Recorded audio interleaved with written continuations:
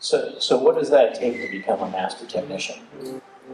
To become a master technician, obviously you need a couple years of experience, since you can't just go and apply and do some certifications. You need the experience, but as I said earlier, at an independent shop, there's only so much diagnosing I could do. There's only so much certification and training I could do. Once I got into the dealership, that I went from being an entry-level technician to a master technician in 5 years. You will become the best of the best once you're there, but you can actually be an entry-level technician. I was never aware of that. You just come in as a Luke tech and work your way up. I just like the training before you get there, so that's definitely something I learned that I wish I would have learned sooner.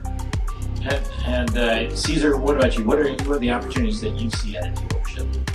There's so many opportunities. I see, there's so many different people, the boys and girls in this room, and the positions could be anywhere, right? Whether you could start off as a cashier, porter, greeter, any support staff, and work your way into becoming a service advisor, a support staff lead, which is kind of the entry level into management, right?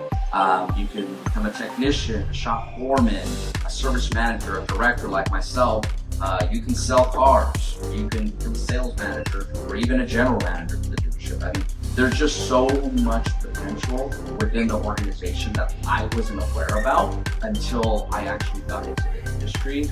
And like the president here, San had mentioned, there's a lot of highs into the six-figure incomes that the numbers are somewhat astronomical that you wouldn't have thought of if we didn't tell you. So if the technicians don't pay for that training, does the factory pay for it, or does the dealership pay for it? Yeah, so it's a little bit of both, right? Some of it is in-house at the dealership, and the rest of it, the manufacturer provides support, and they hold us accountable to ensure that these individuals do go to receive the training they need, and where we can get with a fee for that if they don't go. So there's always a big push to ensure that they don't miss the training.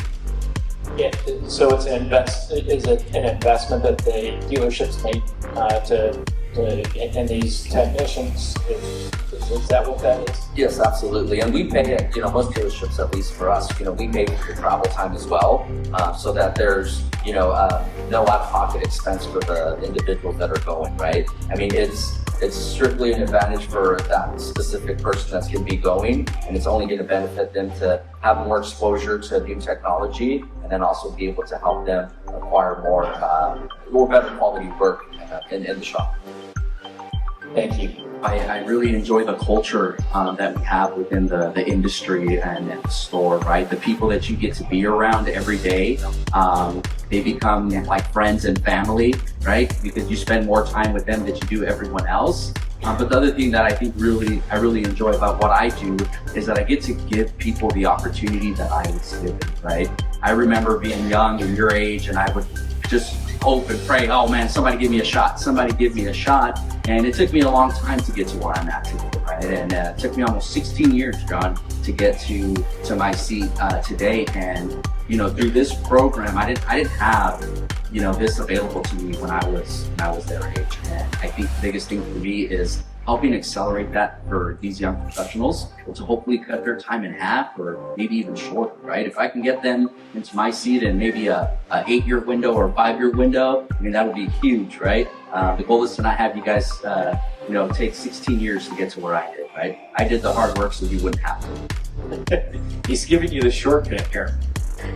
Thank you, Luke. My advice would be just to try it out. Keep educating yourself. If for some reason this doesn't work out, education can be taken away from you. As Cesar said, there's many opportunities at the dealership or just in the industry to go a different direction. And you can keep growing. You can keep educating yourself, get a higher degree, and this will be your base foundation. And keep in mind, with AI around these days, a lot of jobs are getting taken away, but somebody's always going to have to fix these cars, even if computers are building on the factories.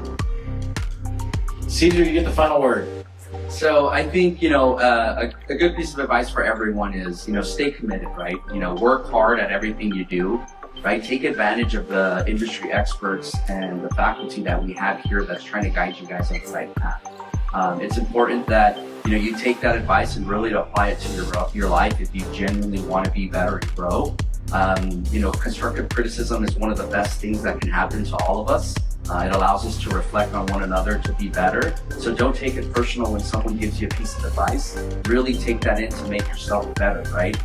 The way I view it is if someone has enough time and effort to give me some feedback, they genuinely care about me wanting to better myself, right? And that's how you should view any advice that anyone gives you. Be coachable, right? Your reputation is everything, so don't ruin it. That was one of my father's biggest things. Don't embarrass me and don't embarrass yourself, right? So make sure that, you always make yourself look good no matter what, and everything you do it with integrity. That's all I can say. All right, thank you. Thank you all for being here.